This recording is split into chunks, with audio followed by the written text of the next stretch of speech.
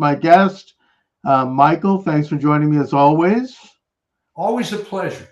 Now, the good news today is that Tina Peters is free. I don't know if you follow this, but it's a situation where, talk about a political prisoner. She was maybe, hopefully, the last of many who was swept up after the coup d'etat of 2000. Her imprisonment was particularly irksome to me because here she was a county clerk, election clerk in Colorado, who saw some serious abnormalities, let's put it that way, right, with regard to the vote on election eve of 2000, as did a lot of other people. And she brought it to the attention of her supervisor. She also brought it to the attention of the media, which I think they despised. And she was told by this really rotten, corrupt Attorney General there, Jenna Griswold, to illegally destroy all of the records for that election. So she basically photocopied things before doing that to keep evidence, and she turned it over.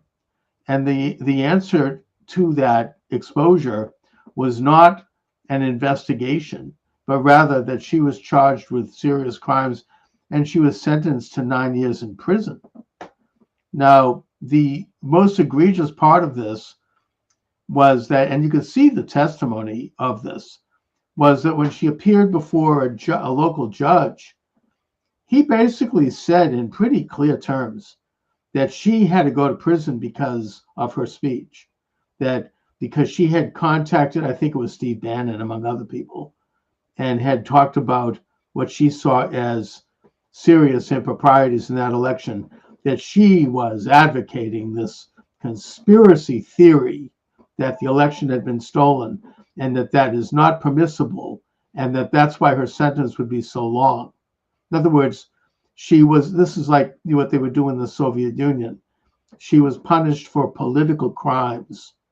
This was a 75-year-old woman. She'd had recovered from cancer. She was a Gold Star mother, never had been a problem in her life, never had a record of anything, maybe outside a parking ticket.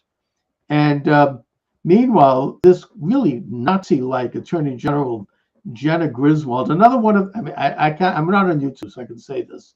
Another one of these rather attractive young white women in positions of power who is crazy and who's corrupt, like Jocelyn Benson. I know I pick on her in Michigan, who was obviously involved with some real fraud. She actually released publicly the codes to election machines across the state, something that is a felony. She could serve time for releasing any one of those, but she released something like 30 of them. And yet, nothing is said about that. And she's on record. You can see her on tape saying, well, we know that Tina Peters was supporting the pillow guy, which, by the way, is Mike Lindell, as if that's a crime. And by the way, Mike Lindell right now is ahead in the polls as the gubernatorial candidate in Minnesota. Well, let me interrupt for a second. I mean, yeah, those are all the correct details, and it's deplorable.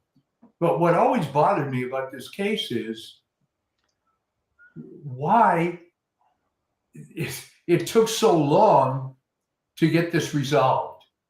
I mean, she was definitely a victim, and a victim of attacking the establishment, which, by the way, I mean, to be honest, occurred during the COVID pandemic as well. Anybody that spoke up against that. So she proved, sadly, that if you go against Big Brother, you're going to get screwed. And they made an example of her. And I was really sort of surprised that other than people giving lip service, nothing much was done. Well, I mean, it was too long, but President Trump did pardon her, except that that pardon was ignored by this corrupt regime in Colorado, and they just thumbed their nose. I mean, there was people like camped outside the prison. I mean, I think that there was. I mean, what can you do? I mean, that state is so far gone. For what the reason, I don't know why Polis finally buckled and decided to release her. They were trying to kill her in prison. I mean, she was mugged. We're talking again about a 75-year-old woman here, and harassed and put in a solitary confinement. They were torturing her. They were like, Well, Colorado is a great example of one of these states where the overwhelming, once you get out of these rotten cities, it's a fairly conservative place. But the trouble is, even in a ruby red place, let's say like Wyoming, you go to the cities and it's blue hell like any other city. Yeah, I mean, it seems to be the case. I mean, Washington, if you step outside of Seattle or Oregon, outside of Portland, you're right. I mean, it's red, and even California, I think, is like that. Well, this is why some people talk about establishing an electoral college system for the states, because you're going to keep getting this nonsense. Yeah. Now, eventually, I guess the hope is that things get so damn bad that it turns around. I mean, to mention California, Spencer Pratt comes out of nowhere, and he was laughed at and laughed at and laughed at until today. The LA Times, he's a very credible candidate. With now it's down to the three of them, right? I think that he's a whisker ahead now in the polls. Yeah. Which, well, I mean, say this for the Times, they're not going to flat out lie. So they have to acknowledge the fact that he's credible. But I guess it had to be that bad before people would react. And maybe that's eventually what's going to happen in other parts of urban America. Maybe it was a blessing that Mamdani got elected in New York City. I mean, it's pretty sad when you got to run it down to hell before people wake up. Maybe that's the human condition. They're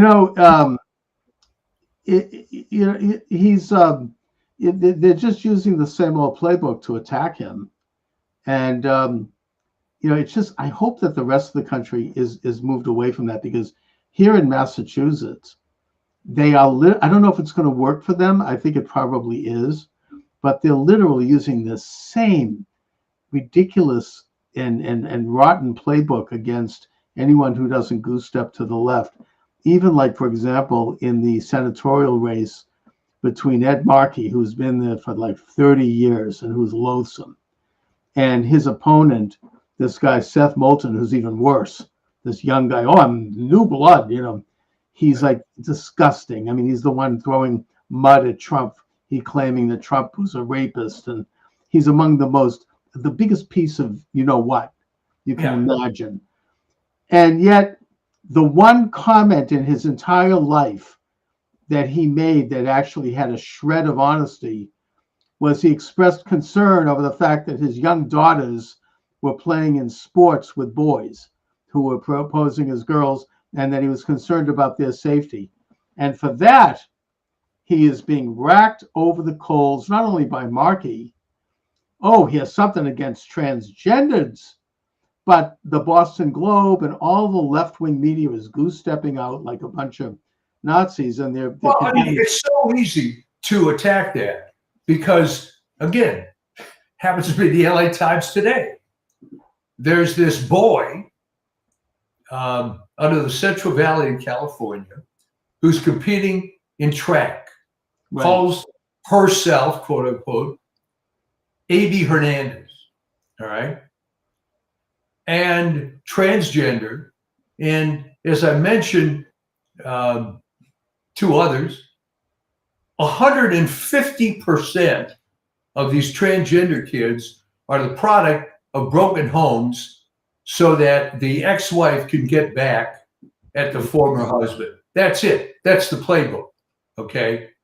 Now, it makes absolutely no sense, right? The girls are forced to acknowledge this because of the weak California Interscholastic Federation, CIF, that raises this kid up. The media, there was like 1,000-word spread in the LA Times sports section today about this kid winning sub-championship of various track events. Okay. Never mind the fact that, so now what happens? No college is going to take some transgender freak. So what was the LA point here? Times speaking glowingly about the fact that because, you know, she is a former he, that they had overcome oppression and all that kind of crap?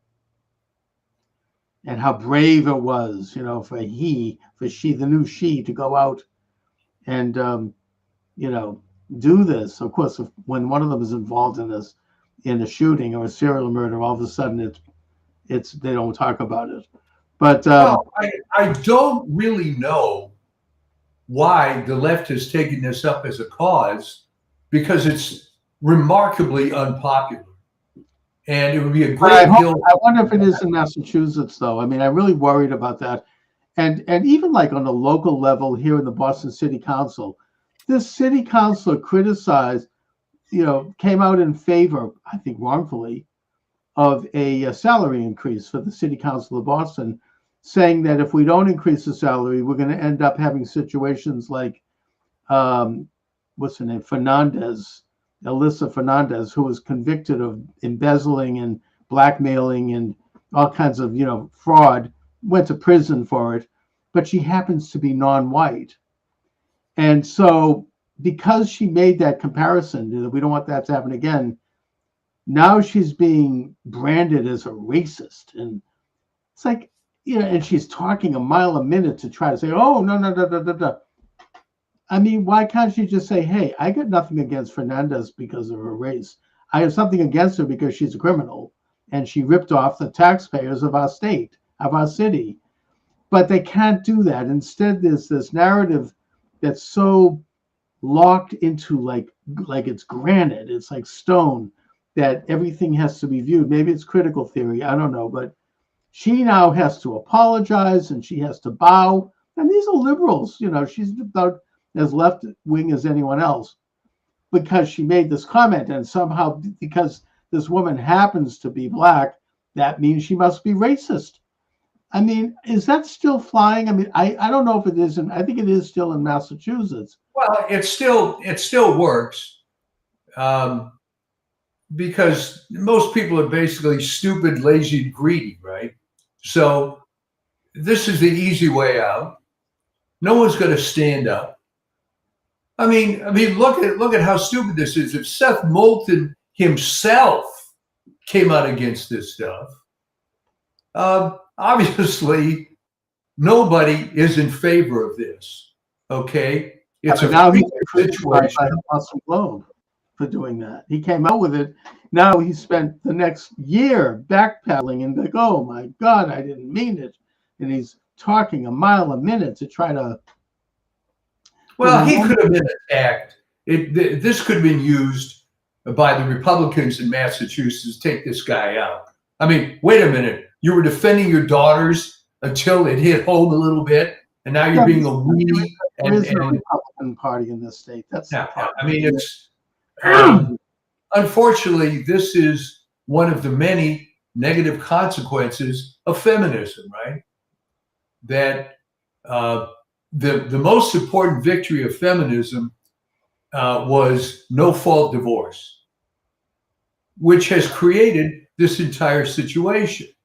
You know, you can look at all kinds of statistics. The one that, I mean, forget the transgender crap. The one that really makes the point is that, okay, these women get their divorce. They end up cohabitating with their boyfriend, and they're 8 to 12 times as likely to be in an abusive relationship, right, compared to a married relationship. Right. So at some point, people are going to come out finally and say feminism is a colossal failure. It was promoted to advance Marxism, if anything. Why conventional Republicans are afraid to speak that way, I'm not really sure.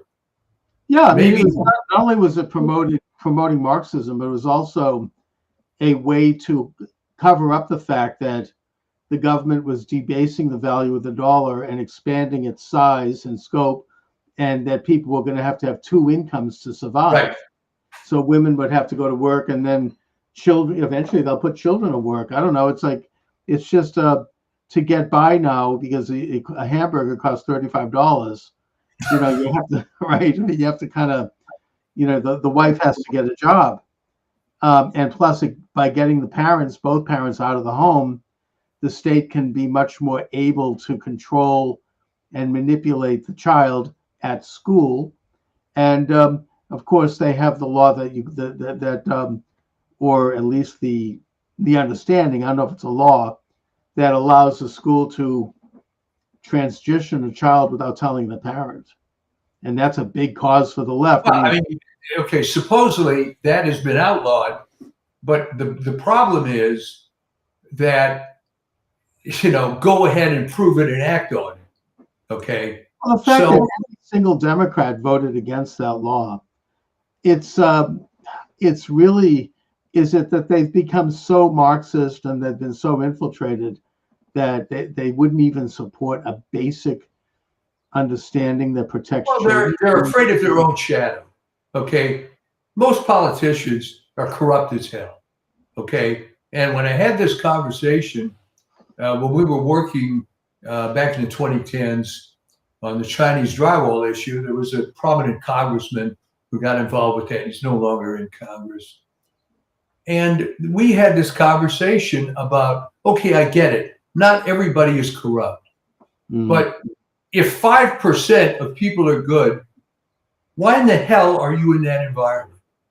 And the funny part of it was, he checked out after 3 terms and couldn't stand it anymore.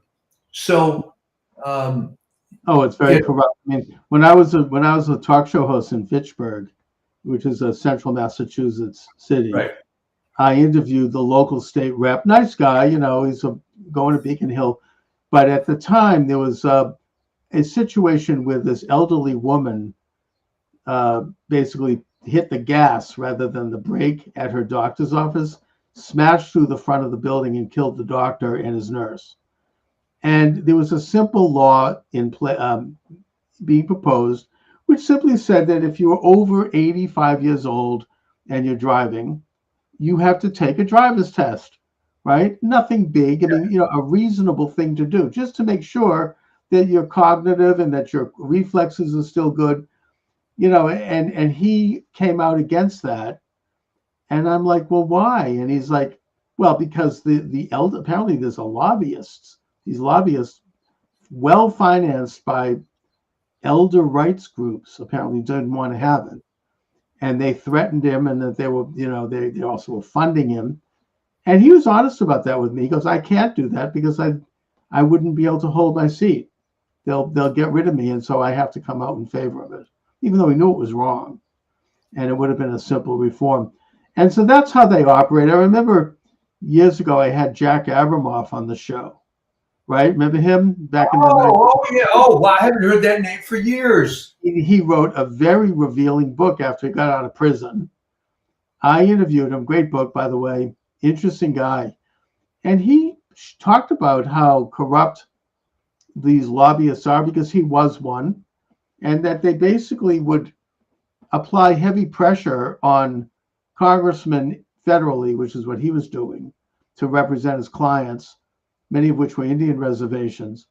Yeah. And statewide, they do the same thing. Locally, they do the same thing, where he would, you know, have all these tools, you know, money, you know, control of media, influence, that he could really hurt as sitting congressman.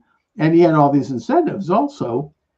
And the result was that he would get them to put a little piece of language in a bill that they were voting on in Congress. And the bills were becoming so large that nobody was reading them anyway. But the language would be put in there in such an obscure way.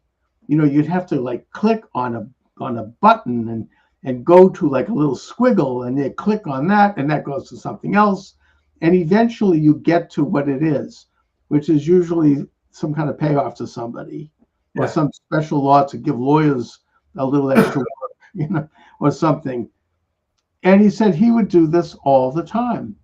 And his answer to it was a very simple one, which is basically that all legislation, federally and then states might imitate it, should be no longer than 2 pages. It should all be in simple language, and it should be posted on the congressional website so everybody can read it, and so that high school civics classes can debate it, and the media can see it, and it would just be out there, and it would not be connected to all these layers and layers and bundles of other things that have nothing to do with anything. But that's not how it works. It'll never happen like that. So the sort of related to that is one of the things Spencer Pratt came up with is the homeless problem in LA. All right. So it ends up the main reason nothing's being done about it, and I didn't really think about this, but it's obviously true. There are NGOs making tons of money off this, tons, because there's unlimited Medicare, Medicaid support for these people. And of course, the NGO gets their pound of flesh out of it. And this is probably got a big piece of that $24 million that Gavin Newsom authorized to spend on the homeless problem, right? Who got that money? Nobody seems to know. I know that the homeless are still totally out there, in their tents, and they're drug addicts, and they're mentally ill, and they're diseased, and it's just, I don't know where. By the way, you have these homeless advocates in California. Well, those are NGOs. But they claim to be standing up for some sort of a humane cause.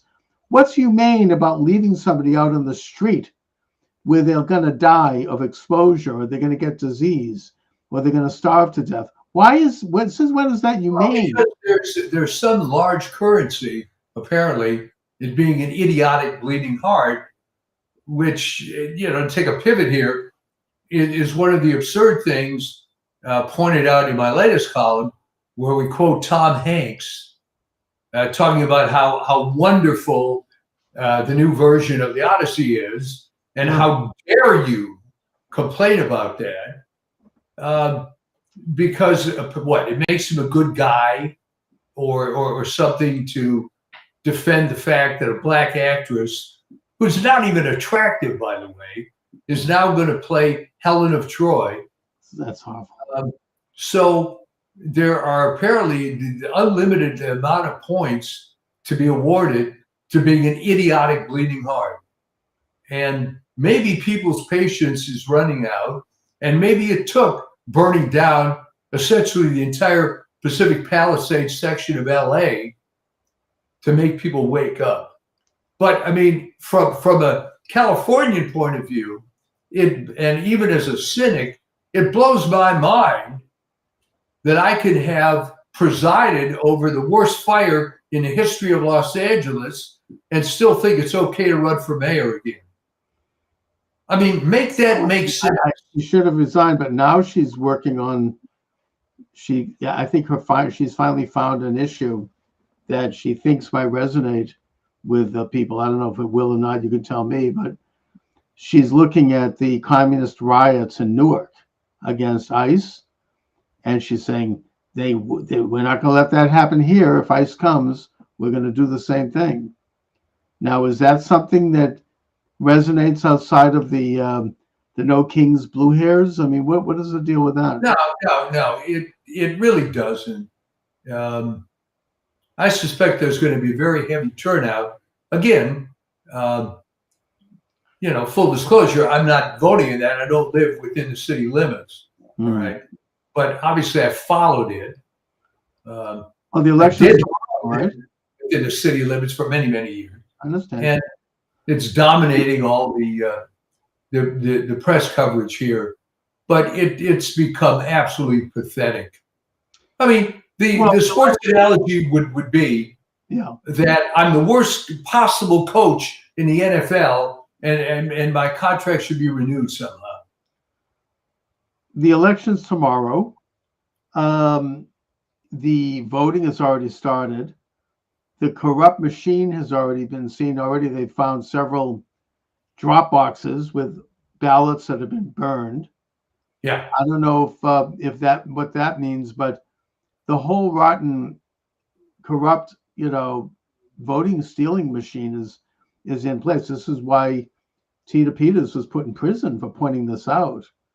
And so I wonder, I mean, is that going to be in full gear tomorrow? I mean, what's going on?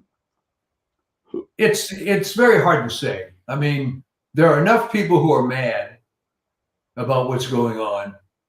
And I would say this, there could be a high enough turnout because remember, this may be called a quote primary election, but if one candidate gets 51% of the vote, they're elected. Then they win. I mean, So, are people going to actually vote for Bass? I mean, does she have, even among the left, I mean, other than maybe a Hollywood numbskull like okay, but consider someone who's so brainwashed that it is not physically possible for them to vote against some woman that checks off so many boxes. Okay? Right, She's a pro-Castro communist. She's ugly. She's black. And she's a lesbian. How can you possibly vote against that? Seems like once they get into power, they never leave. Spencer Pratt was able to capitalize, sadly, on the fact that his own house got burned down in Palisades. Yeah. And it has that publicity that it should have. If you drive along Coast Highway, it's a burned out wreck. It looks like a freaking war zone. All right. Right. Haven't done a damn thing. And the only thing they could say about Pratt, interestingly, is, well, he's renting like very expensive hotel to live in. Like, first of all, so what? He has the resources. He's got a wife and 2 young children. What do they think? He's just going to leave them on the street? It's not relevant. I mean, that's, that there's a crime being successful. I mean, his house was burned down like a lot of people's. Well, I mean, of course, the other thing, if you want to get into nitty gritty details, yeah, he's staying at the Hotel Bel Air, which is very luxurious and expensive. But I promise you, he's not paying the daily rate either. If he's going to be there on a monthly basis. It doesn't matter. I mean, of course he should do that. He's got a family. What do they expect him to do? Put up a tent? I mean, this is, he can afford to not do that. Like, it's a criticism of like wealth, actually. This is a communist thing. Like Mitt Romney was attacked. He was rich. They kept exposing the fact that they've shown pictures of his house and he's got this and he's got that. And Romney was so mealy-mouthed, he didn't really answer to it. I mean, in a sense, one of the really launching moments for Trump was when that scumbag, Chris Wallace, one of the worst. Thank God he's gone. Oh, really, really bad. He actually said to Trump early on when he was starting to run, "Aren't you afraid you're going to be compared to Mitt Romney with your wealth and your fancy homes and your cars and your..." And Trump's response was so amazing.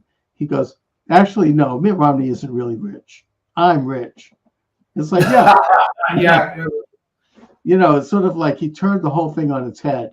It's like this in this country, that's not. It's a virtue to be successful. He earned it. He earned it the old-fashioned way. He didn't rip it around. Chris Wallace was terrible, but it was another case of the son is even worse than the father. And I hated Mike Wallace. Yeah. So when Chris Wallace came along, but he didn't end up real well either, right? He was. He went, I believe, to another network. I forget what it was. You probably remember. And that didn't happen. Now I don't know what he's doing. And he completely tanked after that. He was just so loathsome. And the way he badgered Trump during the debate. It was just so ugly and just the worst piece of. I guess that didn't work out for him. No, but so tomorrow is election day in California, right? And it's just it's a nail biter. I hope that they can be. I mean, if Pratt wins, I mean that could be huge. Well, I mean, let's not forget the governorship. Well, that also, I think that the two top people are Republicans. I believe so. No, I mean they both seem legitimate to me. I mean, I don't know. It's Republicans. What they were trying to do was raise up Javier Becerra. Oh yeah. Because if you look at the ballot, I was going to mention this. There are 61 candidates for governor in California, and probably 59 of them are Democrats. Right? Some are no party affiliation. Right. They're just like crackpots. They're like local. Yeah. So they're fine. They're on the ballot. Becerra was raised up as the hope. And the first name on the ballot, by the way, is Eric Swalwell. Well, once he was dropped out. Yeah. Now maybe he's going to get some votes anyway, because you can check off that box if you want. The name is still there. Katie Porter was promoted some months ago as being this great candidate until she was actually exposed as being this miserable, loudmouth, nasty broad. I mean, let's face it. So then they raised up Javier Becerra, who has a lot of skeletons that are coming out. Mm. So, I mean, we'll see how that ends up. You have Steve Hilton and Chad Bianco.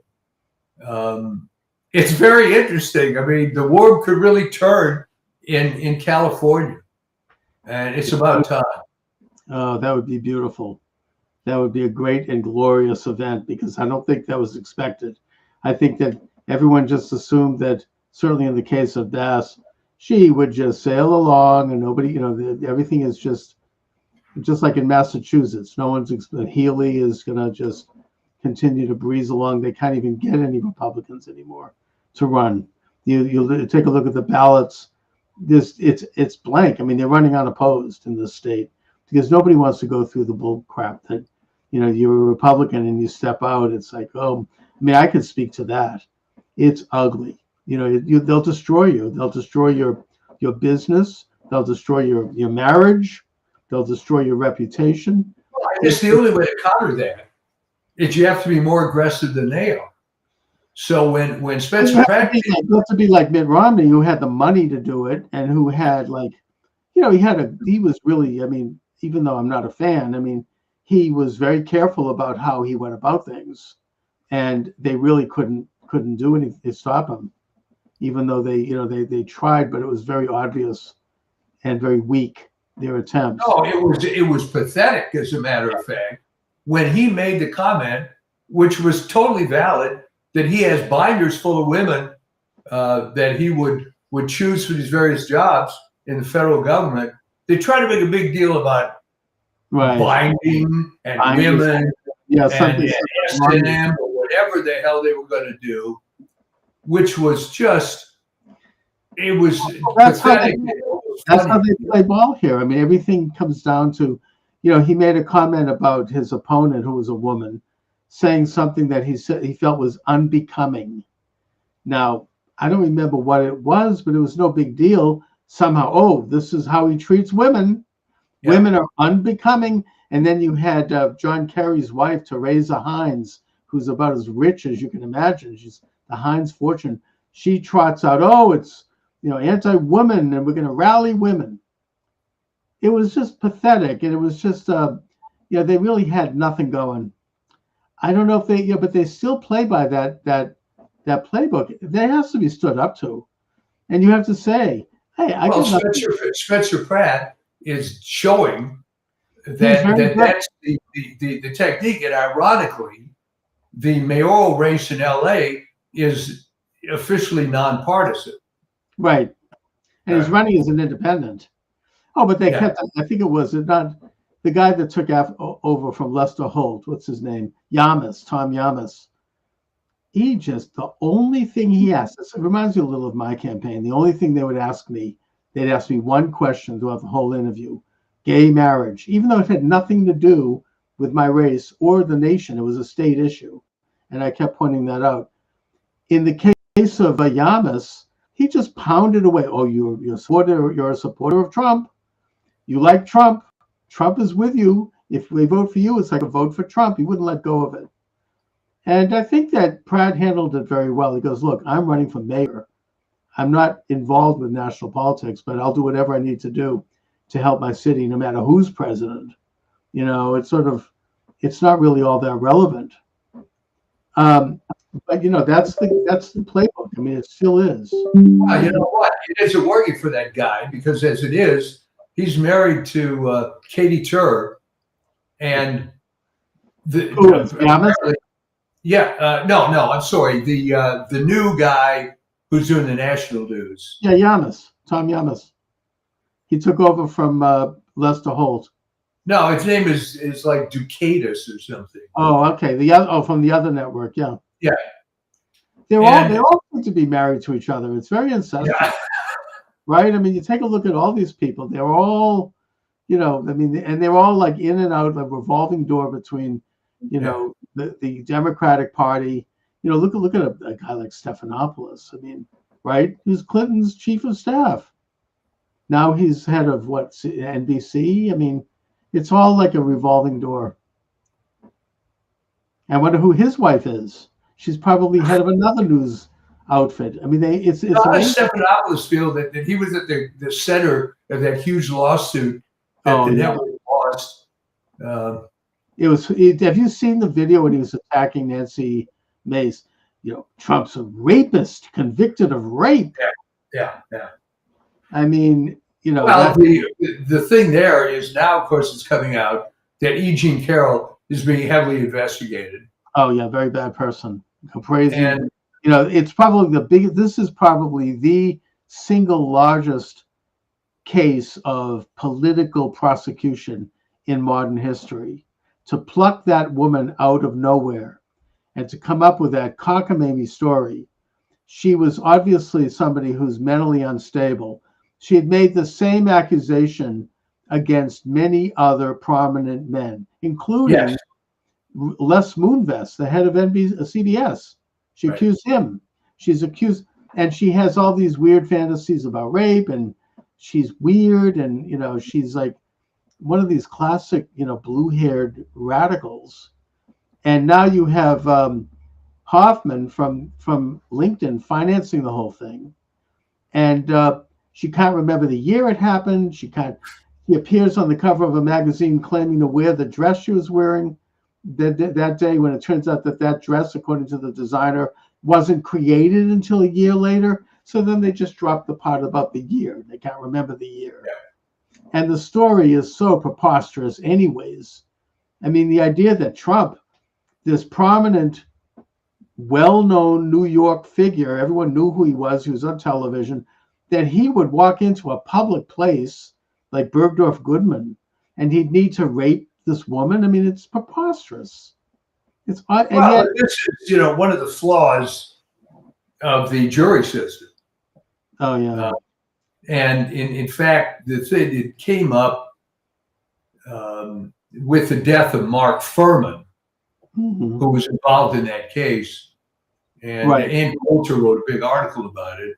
Wasn't he like with OJ, right? I think yes. Yeah. It was the OJ case. And what they did was it created this nonsense about him being racist. Right.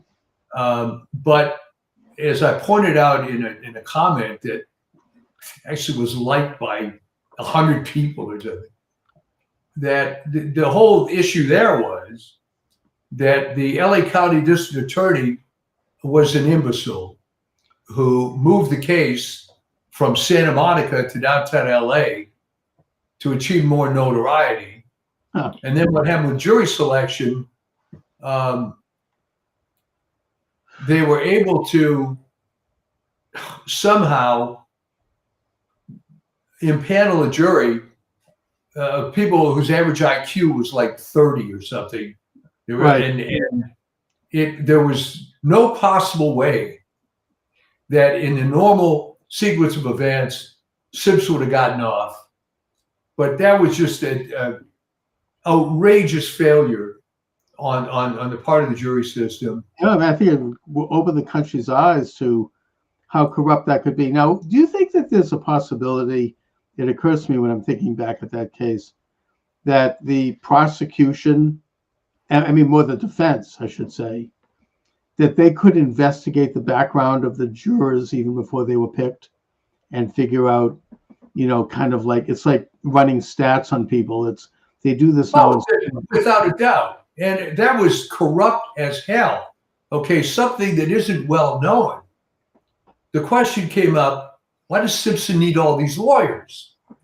All right, Robert Kardashian was added to the defense team so they wouldn't be able to ask him how he was able to get the gun out of Simpson's house.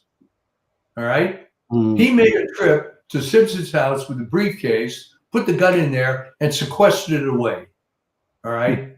He added nothing to the defense and would just put on there so he wouldn't be able to testify. That everything going on with that was insanely corrupt. The evidence was overwhelming. My son, who's an attorney, knows people who were deeply involved with that case.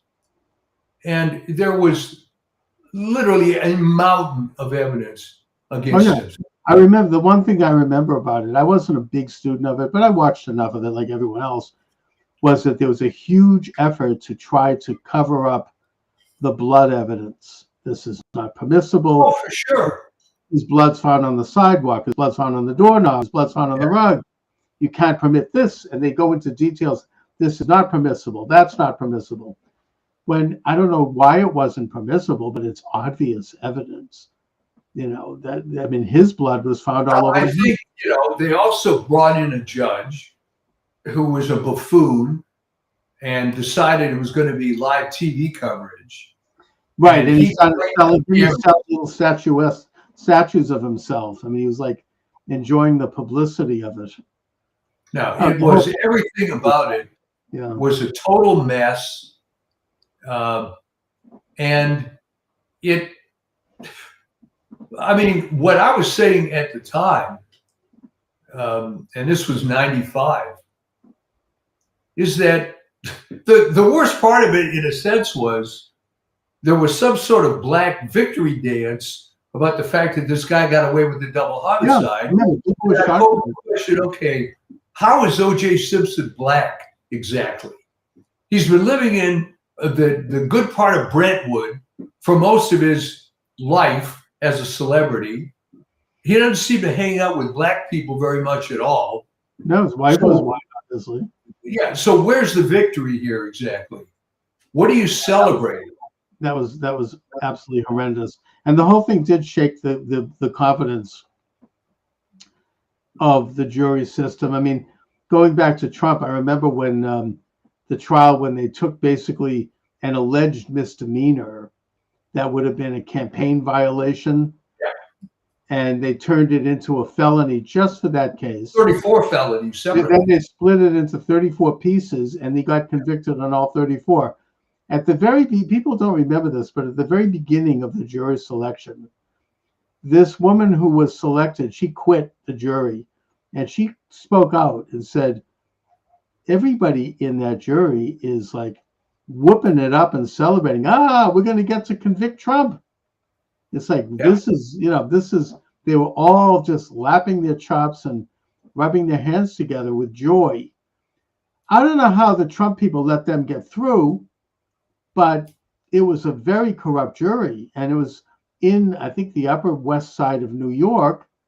And the judge, I seem to recall, wasn't he the one whose daughter was making a fortune selling? Yeah. I mean, the whole process sucked. Before you blame the defense team, they have a limited number of members of the jury that they could reject. And my take on it was that, hey, they were all bad. They were. It's like so what are you going to do? I reject Tweedledum and Tweedledee, you're still going to be left with all the bad ones. It was horrific. It was totally ridiculous. And Eric Trump covers this very well in his book Under Siege, by the way, which I really recommend. He was there with his father the whole time, and it was just a complete farce. Getting back to Tina Peters. Oh yeah. I think that now that she's out, she looks good. I saw her speak to Steve Bannon on their TV station. You know, it's God bless her. I mean, thank God she's free. I mean, and she was like saying, look, I'm going to take 2 or 3 weeks to just recover my health and relax. But after that, you know, there's more things coming up. And that, I mean, I think that Trump should take her into the White House and protect her. I don't know, Mar-a-Lago. I worry about her because her story is going to really be hopefully another step in the direction of blowing the whole lid off of this rotten coup d'etat, this color. I hope so, but here's the negative side of all this. Yeah. How much more of this crap is out there that just isn't exposed? Well, it is getting exposed gradually. I mean, it's been out there all along. We all know about it. And it is, I mean, there are people testifying right now in Fulton County, Georgia, that something like 500,000 ballots showed up at that corrupt so-called Republican Secretary of State, who, by the way, has been lost his office, that Raffensperger. And there's recent exposure in Wisconsin now that Trump was ahead by 120 votes. And then the next morning, 125,000 votes show up in a briefcase. I mean, it's all coming out. There's this guy from, he was from New York who flew into Wisconsin at the time. I forget it. He had like a hyphenated last name. It's in my book. I can't remember offhand. He shows up at the Green Bay Municipal Building and he's given the keys by the mayor or by a public official. Goes in unwarranted to where the ballots were kept and he's fiddling with the ballots. I mean, there's a huge evidence blocking the windows in Detroit. Right. I happened at the time, I'm not going to mention how this happened, but I had the opportunity of being on a Zoom call with the Secretary of State, Benson. And it was, I'm not going to get into why I was, but I was. I wasn't supposed to be there. I didn't do anything wrong. They didn't know who I was. They thought I was one of them. And it was people all, we're going to win with, you know, Michigan and on to the Peach State, she says. And we were allowed to send in one question. And I sent in the question, which is, and they read it. I said, why is it that as Secretary of State, you are not calling for a complete audit and investigation of Wayne County, given the fact that people were not allowed to go in and observe the election, that, you know, pizza boxes were put up on the window so people couldn't even look inside, and that there's all this suspicion. Why aren't you doing an audit? And when you'll never forget her face when they read that question to her. Her eyes will look like they were about to bug out of her head. It was one of those moments, and it changed the whole tone of the Zoom calls. They shut it down shortly after that. It didn't continue very much longer. Yeah, it's just everything just, you know, it's just one little question can change the whole chemistry of a situation when there's a little exposure. And I wasn't inflammatory about it either. I just was like, aren't you going to call for an audit here? I mean, there's a lot going on so that we can find out how right you are, you know. But anyway, I mean, she's one of the worst. And it's another, I know you're not supposed to say this, but she gets financed by the Southern Poverty Law Center, which of course we now know was corrupt and was, not only are they worth something like $100 million, but they're sending in instigators in places like Charlottesville and they're paying people. I'd like to know who they were paying. I wonder if it was not Nick Fuentes, but that's another story. and that's who put her in office. And I think the same thing is probably true of Jenna Griswold in Colorado. I mean, they get these people who are just corrupt, but yet who are very pleasant looking and young, and it's hard to criticize someone like that. She's so blonde and she's so pure looking. You don't think of somebody like that as being underneath the hood, being a crook and being a corrupt. Well, I don't know. You go back to the Old Testament, and there's a character named Jezebel that comes to mind. Yeah. Good example. So exactly. Been around for a while, It's an old trick. And I think that the deep state actors who as long as we're at it, what about Delilah? So that's exactly, very tempting, very beautiful woman. The deep staters who stole that election knew exactly what they were doing when they would put those people up front and they give them awards, and they would let, oh, you're going to be on television, you're going to be, and they would do their bidding. And I think that's exactly very calculated. That's exactly how it worked. And Kamala Harris, I don't think is very pleasant, but nevertheless, cut of that same cloth. Yeah, well, what happened again locally is that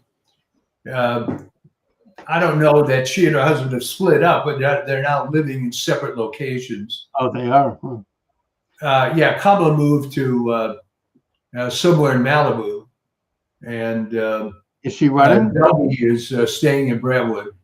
So they'll have to run against AOC. I mean, I don't know. I mean, the Democrats seem to be locked into.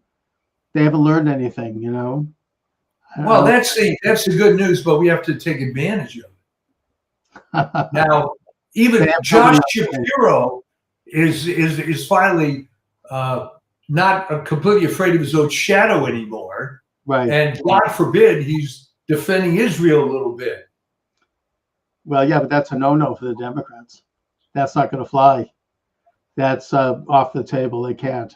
Well, I think it may be a trial balloon for him to see, maybe it's time, Joshy boy. Rahm Emanuel, who also happens to be Jewish, he threw Israel under the bus on with Bill Maher. He's like, oh, we're going to cut all funding, going to cut all military aid to Israel. Absolutely.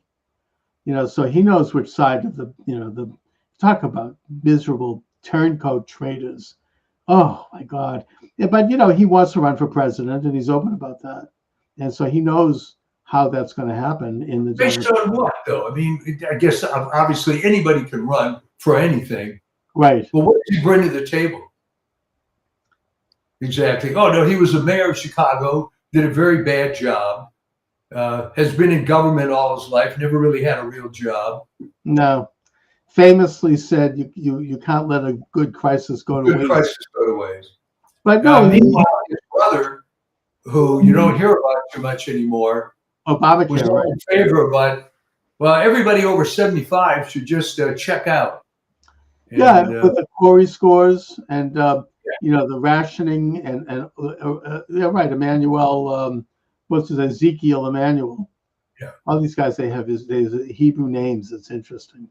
It's just among the worst. So I mean, who do they have? I mean, they've got a rather shallow bench, as it were. There's not too many people in the bullpen warming up. I don't know. I mean, there doesn't seem to be much talent. And if they could if Josh Shapiro grows a pair and decides that, maybe his future lies elsewhere. I mean, it was criminal how he was bypassed for the vice presidency. It was. But he said very little about the fact that his house was firebombed by one of these radical leftists who was calling for the destruction of Israel. And he can't back away from Israel because he actually, I think for a brief period between college and law school, he served in the IDF. He went to Israel and he volunteered as a military. So what is he going to say? He can't, you kind of in. Okay, but Chuck, at what point do you realize, gee, I don't have to be a toe tag liberal anymore just because I'm Jewish. Right. Maybe we can change the model here. Well, I think he could do it. I mean, he's probably he's sort of, at least publicly, has an image of being somewhat of an old-fashioned, Kennedy-style lunch bucket Democrat. He's not some radical. He's more moderate. At least that's the image.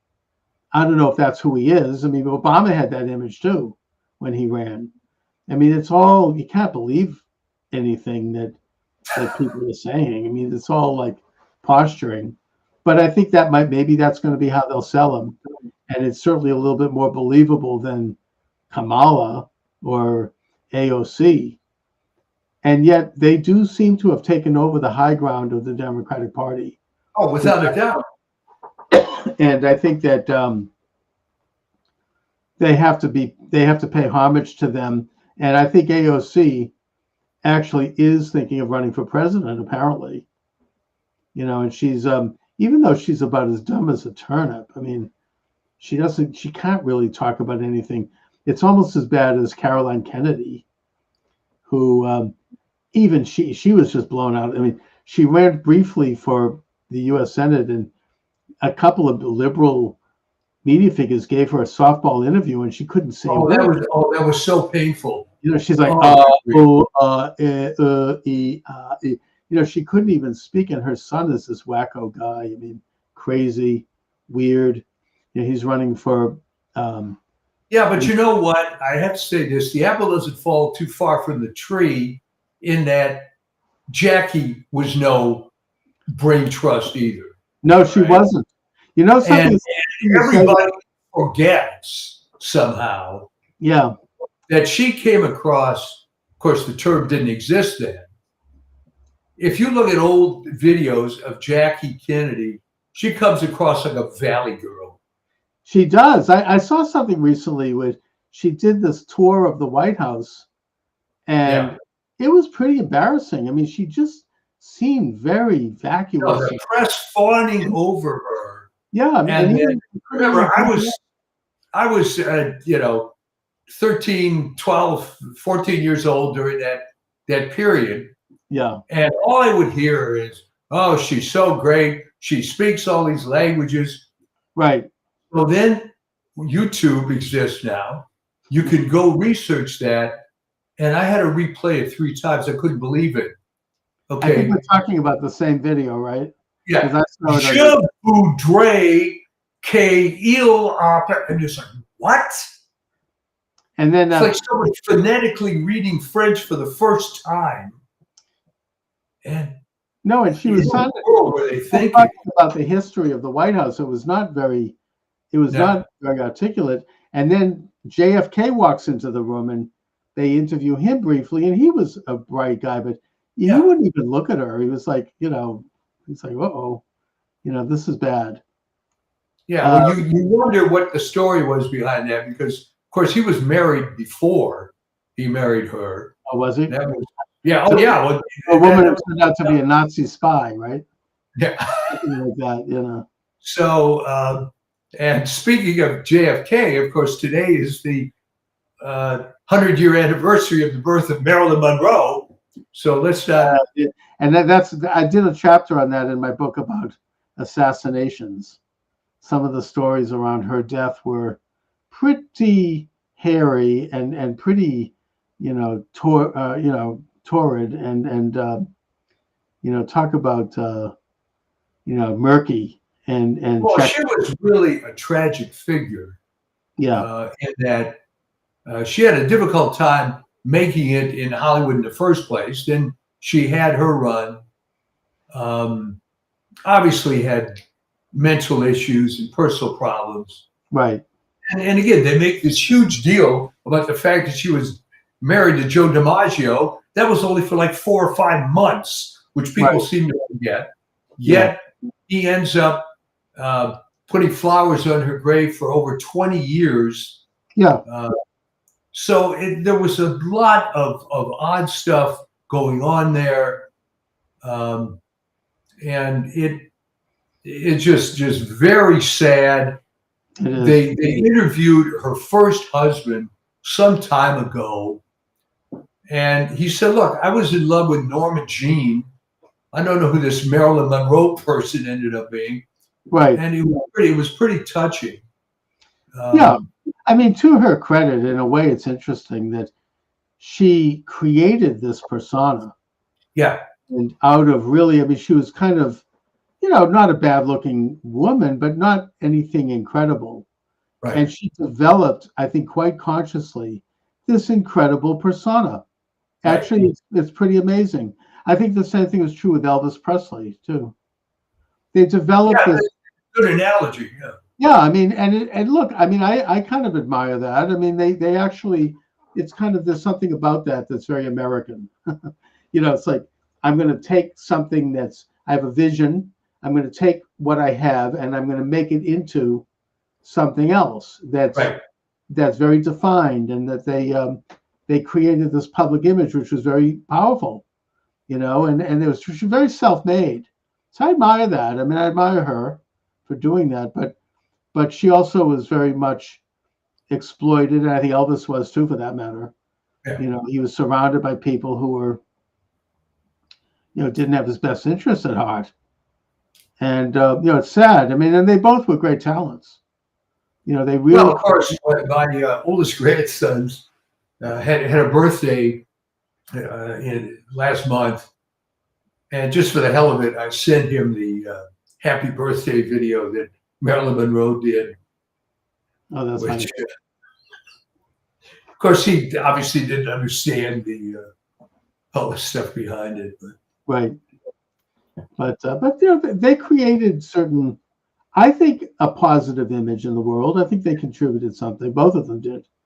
And it was really their own doing, that they had this vision for themselves, and they pulled it off. It's just that I mean, it's hard to be involved in that kind of power and that kind of fame, probably. That it's very corrupting. I mean, I think that I remember a comment made by George Harrison, actually, because the Beatles met with Elvis, and it was a very kind of like stiff, kind of awkward meeting.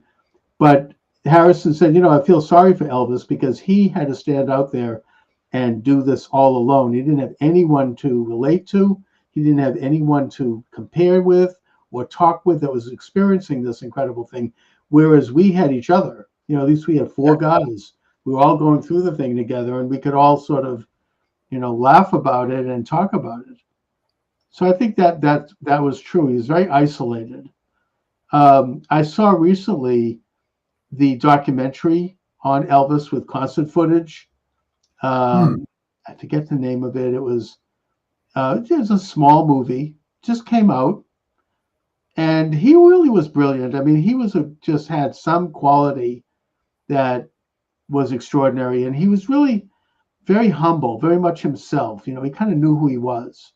He didn't put on airs. He had a vision for what he wanted to do, and he even though he was going downhill, obviously, he still stuck with it right to the very end. I feel bad for him. I mean, he really didn't have any friends who could talk to him about anything. I mean, he's very isolated. Same thing with Marilyn Monroe. I mean, she was surrounded by vultures, particularly Kennedys. I mean, talk about exploiting someone. Oh, yeah. I mean, my God. I mean, they passed her around, and it's an ugly story. I don't even want to get into it, but I do cover that briefly in my book, Assassination. Well, I mean, think about it. What was her escape plan? How do you leave that world exactly? Yeah. How do you suddenly now become Norma Jean again? I don't know. Well, I mean, you get caught up in it, and it's very alluring, and it's you become addicted to it. It's like a drug.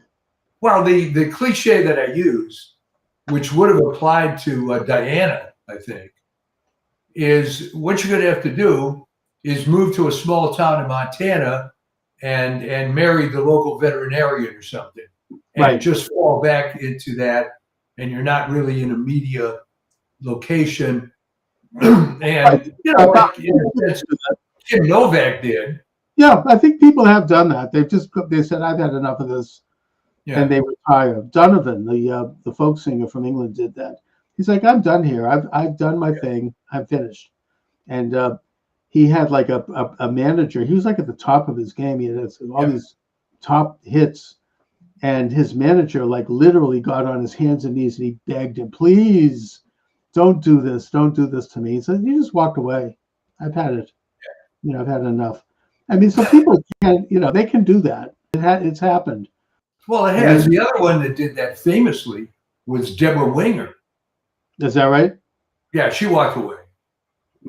Yeah, Al Green, the singer, after a fan threw a scalding pot of water on his head, he's like, I'm not, this isn't for me. I'm done. So, people, it's not something you have to do. I mean, you become part of this machine and they just, they market you like you'd market a can of peas. I mean, it's just that simple. Anyway, but politicians generally never go away. Right? They just continue to reinvent themselves. And they especially liberal politicians, they never. Oh, look at Chuck Schumer. Oh my God, yeah. When is it going to stop already? That's who they have. And you've got. I mean, I think in the case of Barack Obama, he's still exercising power behind the scenes. He's still undermining Trump, just like he did when he was before leaving office, when he set up that, the whole Russia thing. There's now testimony that's been released on that. And I think he's still doing it. He traveled to Europe recently. He's meeting with people. He's still trying to kind of operate as a treasonous sort of government in exile. I don't know. Maybe he actually is doing that. I don't know. But he ain't going away. I mean, he's lost his allure. He's no longer well liked. He doesn't track. Thank God. Yeah. I mean, he's that is off the rose is off the stem, but he still is wielding this behind the scenes machinations, these powers, and very, very dangerous man. Anyways, of course, we know Biden. There we go. But I'm so happy that Tina Peters is out. Thank God. She's out. She's safe. She's sound. She looks good. That really bothered me. And I'm hoping that that's just another domino in the direction of getting to the bottom of that whole rotten coup d'etat that occurred on election day and eve in 2000. It's just, I mean, I've been following that story ever since. And it's just, I don't know if we'll ever get to the bottom of it, but that is, to me, is where a lot of bodies are buried. And that to do that could really open even a bigger door in terms of how corrupt and how controlled our system has become. Anyway, so Mike, what do you have coming up on your Substack? Well, we're going to try to be more frequent with these things. I got a couple of ideas I'm working through, and I always try to get it ready so that it's been published a couple of days before the Monday show. So great. Okay. And it's, as you know, you just got to get into the habit. Right. And when I was doing once a week, that was just part of my routine. Well, I mean, I tend to work well under deadlines also. I mean, I like to have a date which something has to happen, and it focuses my energy. Yeah. So good. All right. So we'll keep doing that. In the meantime, enjoy June in New England. Yep. And good luck for tomorrow's election. Oh, yeah. Boy, that's going to be interesting, right? Yeah, exactly. Let's hope. So all right. Take care. We will see you next time. All right.